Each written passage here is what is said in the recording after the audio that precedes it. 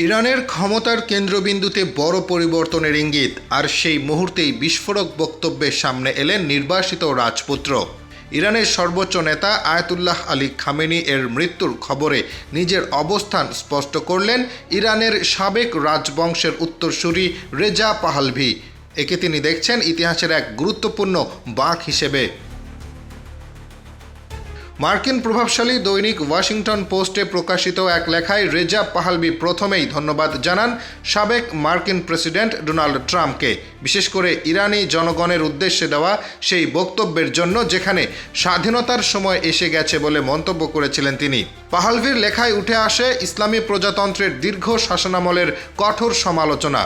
তার ভাষ্য অনুযায়ী প্রায় 5 দশক ধরে এই শাসন ব্যবস্থা প্রতিবেশী রাষ্ট্রগুলোর সার্বভৌমত্বে হস্তক্ষেপ করেছে, আন্তর্জাতিক অঙ্গনে সংঘাত উস্কে দিয়েছে এবং পারমাণবিক অস্ত্র ও দূরপাল্লার ক্ষেপণাস্ত্র তৈরির প্রচেষ্টা চালিয়ে গেছে।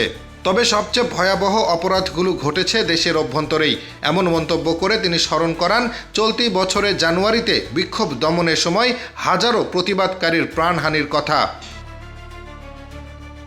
ভবিষ্যৎ ইরান কেমন হওয়া উচিত সে প্রশ্নেও স্পষ্ট মত দেন পাহলভি। তার মতে একটি নতুন সংবিধান প্রণয়ন করে তা গণভোটের মাধ্যমে অনুমোদন দেওয়া জরুরি।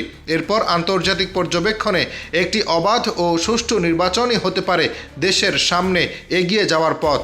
নিজের লেখার শেষ ভাগে তিনি উল্লেখ করেন, ইতিহাস খুব কম সময়ই আগাম জানান দেয়, কিন্তু কিছু মুহূর্ত আসে যখন সাহস, নেতৃত্ব আর ঐক্য একটি জাতির ভবিষ্যৎ সম্পূর্ণ বদলে দিতে পারে।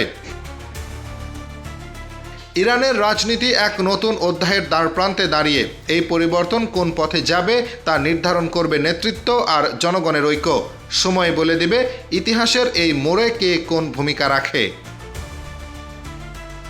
Hasibur Rahman, daily our Bangladesh.